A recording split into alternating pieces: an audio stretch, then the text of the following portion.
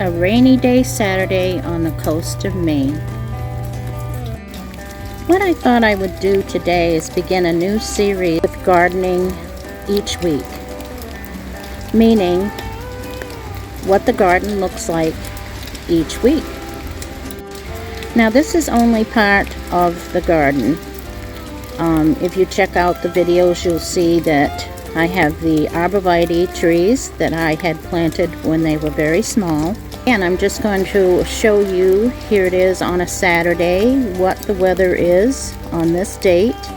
And you can see that there's lots of green poking through the gray grass and yellow grass.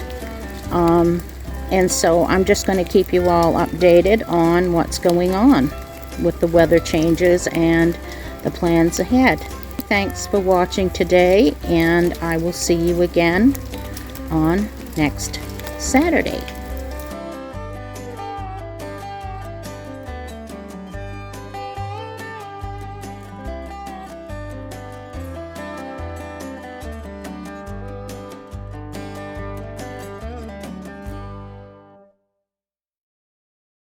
So thanks for joining me today as always, and I'll see you again next time.